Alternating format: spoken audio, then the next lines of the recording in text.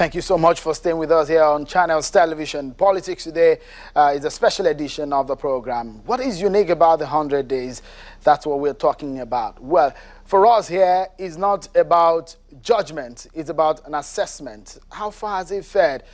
Are we on the right track? Those are the questions we are asking here on the program. And Chief Olisa Metu, the PDP spokesperson, and Alhaji Lai Mohammed, the APC spokesperson, they've been talking about this issue. Jide Ogunsonwo is an analyst and data analyst, of course, has been with me in the studio. And of course, we have gentlemen and ladies also who are wading in on this matter. Kadri Ahmed, Yemi Adamale Koncheta Nwaze, and Demola Olarawaju. All of them are talking to us on this matter. Someone from the presidency will be joining us later on the program from our Abuja studio. But let's get talking again. We're on the issue of security, shall we? Right now, Kadri Ahmed was talking about the 100 days, the significance. But again, if we look at a party that talked about how far did we go, and on the issue of security, one will be asking a lot of questions as regarding the activities of President Muhammadu Buhari. So much he's traveled to neighboring countries and he's gone to the United States. So far, what have we achieved? Let me allow Cheta Nwaze to quickly give his thoughts on this matter. Cheta, what do you think about this? Do you think the traveling, the journeys so far has measured up to the results? No. Number one, I'm a bit uncomfortable with the fact that the president's first point of call was the United States, or one of his first points of call, because they've not proven to be very reliable strategic partners in the medium or any time at all.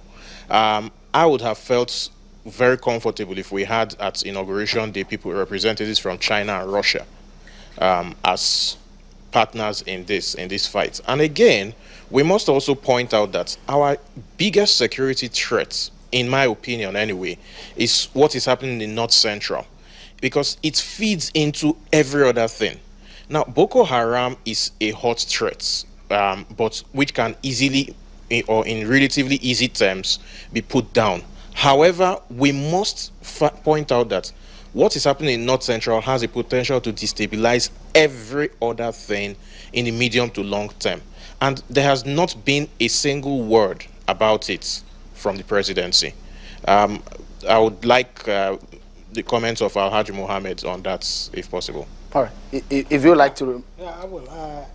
I don't quite agree, sir, that the president's visit, trip, the first one was to the U.S. That's not correct. I think the first visit the president made was to Chad, followed by Niger. Then he went to met the G7 nations, and then came back and went to Benin Republic and went to Cameroon. You see, there's no way you can fight insurgency like Boko Haram without first of all rallying the support of your neighbors. China has nothing. China is very far away from this issue.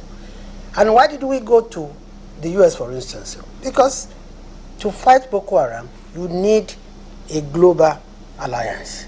Now, I think the president started right by going to his neighbors, solidify support there, and don't forget that the multinational, joint task force is actually made up of those countries, the members of the Lake Chad Basin Commission. I think the president did right. Going to the U.S., of course, we needed their training, we needed their support, and given the fact that terrorism today is global, and the U.S. is probably one of the biggest, it's one of the biggest, terrorist, challenges. I think it's not wrong to go to the U.S. And of course, we didn't go to the U.S. just because we wanted support for Boko Haram. No, we went to the U.S. to reset the bilateral Nigeria-U.S. relations, among other things. Again, the issue of the North Central, I don't know whether you'll be paying attention to the fact that the governors of Niger, the governors of Kaduna, Katsina, Kebbi, I think Kano joined them and Zamfara joined them lately, have been cooperating with the security agencies in the matter of cattle rustling. And as of the last count, about 3,000 heads of cattle were recovered and they were given back to their owners. And there's a lot of stability today in this cattle rustling thing.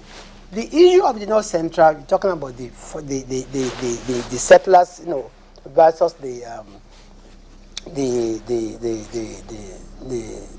natives. Now, it's an issue that did not start, yesterday. Started right even with the First Republic, if I remember very well. That was what was the cause of the Tiv War in those days. But these are issues that will be handled, in a manner that is systemic, and it needs a lot of cooperation between all the various states. Now, the Boko Haram issue is completely different from what you have in the North Central. The North Central, the Boko Haram is about political control. What you have in the North Central, the clashes between the various ethnic groups is quite different from what we have in the Northeast. Northeast is about, Islamic Salafism. These people want to take control, political control of the country and impose their own laws. But I think generally, it's my view that the president started right by visiting those countries.